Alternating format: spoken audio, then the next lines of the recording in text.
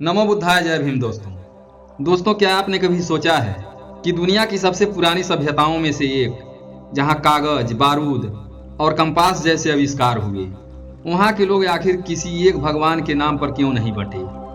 जहां दुनिया के कई हिस्से धर्म के नाम पर युद्ध लड़ते हैं, वहीं चीन ने एक बिल्कुल अलग रास्ता चुना। दुनिया की करीब 18% आबादी यानी लगभग 140 करोड़ लोगों का घर चीन, जिसे अक्सर दुनिया का सबसे बड़ा नास्तिक देश कहा जाता है। लेकिन सवाल ये है, क्या चीन के लोग सच में किसी शक्ति में विश्वास नहीं रखते, या फिर उनके भगवान की परिभाषा ही हमसे बिल्कुल अलग है? आज के इस वीडियो में हम इतिहास, दर्शन और संस्कृति की उन परतों को खोलेंगे और समझेंगे कि चीन का धर्म आखिर असल में है क्या। तो दोस्तों, आपसे रिक्वेस्ट है कि वीडियो को पूरा जरूर देखें, और चैनल पर नए हैं तो चैनल को सब्सक्राइब करके घंटी के आइकन को दबाकर ऑल सिलेक्ट करें, ताकि अगली वीडियो का नोटिफिकेशन सबसे पहले आप तक पहुंचे। दोस्तों, चीन की सबसे बड़ी और सबसे अनोखी खासियत यही है कि यहाँ कभी भी किसी एक सर्वशक्तिमान, सर्वज्ञ और सृष्टिकर्ता ईश्वर की अवधारणा समाज के केंद्र में नहीं रही। जब दुनिया के कई हिस्से में ईश्वर को सत्ता, डर और कानून का आधार बनाया जा रहा था, तब चीन में सवाल कुछ और था, एक अच्छा इंसान कैसे बना जाए। आज से लगभग 2500 साल पहले, जब भारत में गौतम बुद्ध दुख से मुक्ति का मार्ग दिखा रहे थे, उसी समय चीन में कन्फ्यूशियस समाज को नैतिक और व्यवहारिक दिशा दे रहे थे। कन्फ्यूशियस ने कभी यह नहीं पूछा कि भगवान कौन है या स्वर्ग कहाँ है। उन्होंने पूछा, तुम अपने माता पिता के साथ कैसा व्यवहार करते हो? तुम समाज के नियमों का सम्मान करते हो या नहीं? कन्फ्यूशियस का मानना था कि अगर हर इंसान अपने परिवार के प्रति जिम्मेदार हो, समाज के प्रति ईमानदार हो और अपने कर्तव्यों को समझे, तो किसी बाहरी ईश्वर के डर की जरूरत ही नहीं पड़ेगी। उनके लिए धर्म का अर्थ था नैतिकता, अनुशासन और सामाजिक संतुलन। यानी चीन में धर्म पूजा पाठ नहीं बल्कि आचरण बन गया। अब दूसरी तरफ आते हैं ताओवाद, जो और भी ज्यादा गहरा और असल सोच रखता है। ताओवाद कहता है यह ब्रह्मांड किसी राजा जैसे भगवान द्वारा नहीं चलाया जा रहा है, बल्कि एक प्राकृतिक नियम से चलता है, जिसे कहा गया ताओ। ताओ का मतलब है मार्ग, बहाव या प्रकृति की लय। यहाँ भगवान कोई इंसान जैसी आकृति नहीं, कोई मूर्ति नहीं, कोई आदेश देने वाला शासक नहीं, बल्कि नदी का बहना, दिन रात का बदलना, ऋतुओं का आना जाना, यही शक्ति है। ताओवाद सिखाता है प्रकृति के खिलाफ मत जाओ, चीजों को जबरदस्ती नियंत्रित मत करो, जीवन को बहने दो। इसी वजह से चीन में धर्म कभी डर, पाप और सजा की अवधारणा नहीं बना। यहाँ किसी को यह नहीं सिखाया गया कि अगर तुमने पूजा नहीं की तो नरक में जाओगे, बल्कि यह सिखाया गया कि अगर तुम संतुलन में नहीं जिए तो यही जीवन तुम्हारे लिए कठिन बन जाएगा। चीन में धर्म कोई आकाश में बैठा न्यायाधीश नहीं, बल्कि धरती पर सही ढंग से जीने की समझ बन गया।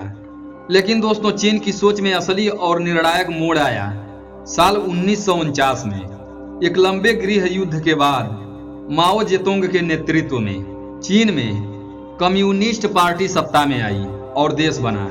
यह सिर्फ सत्ता परिवर्तन नहीं था, बल्कि चीन की सोच, संस्कृति और विश्वास प्रणाली को नए सिरे से गढ़ने की कोशिश थी।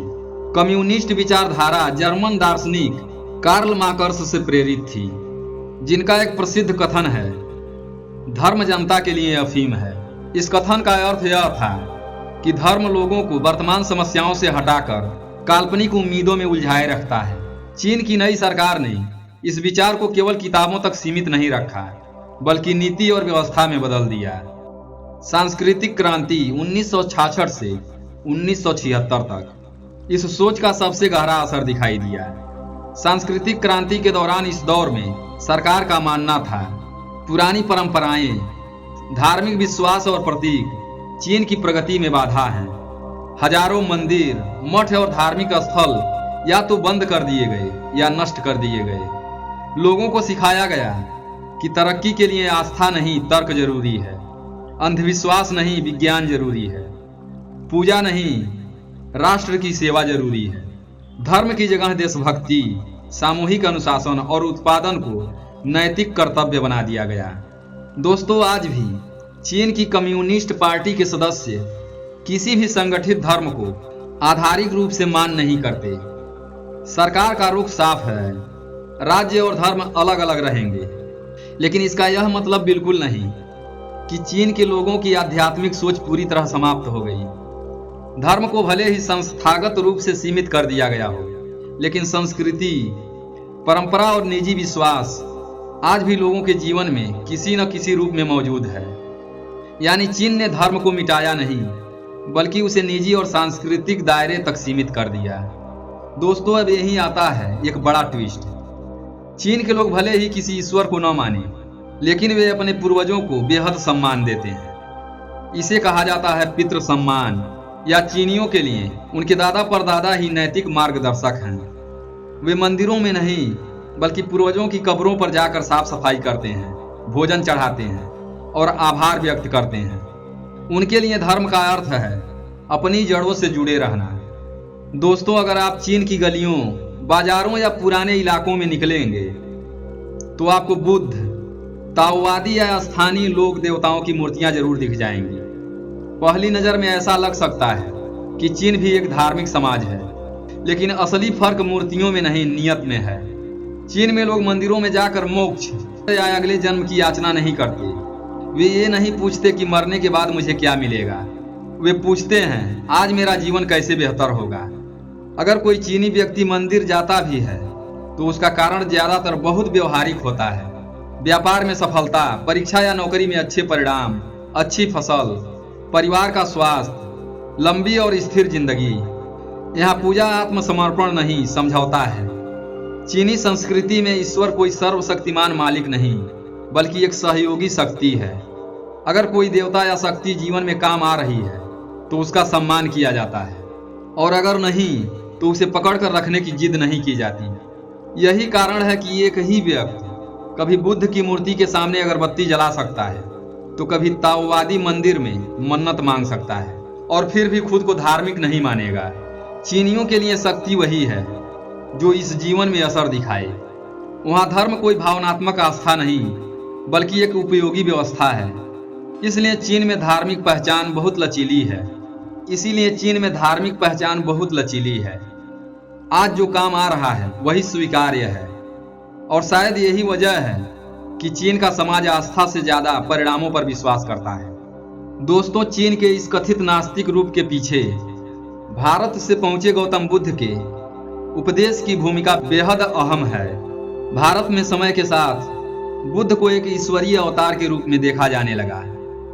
मंदिर बने, मूर्तियां स्थापित हुईं और पूजा की परंपरा विकसित हुई। वहीं चीन ने बुद्ध को कभी सर्वशक्तिमान भगवान नहीं बनाया।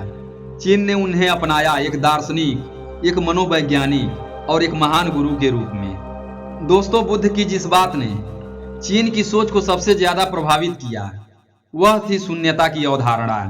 बुद्ध ने कभी यह दावा नहीं किया कि इस संसार को किसी ईश्वर ने रचा है या कोई सर्वशक्तिमान शक्ति इसे चला रही है।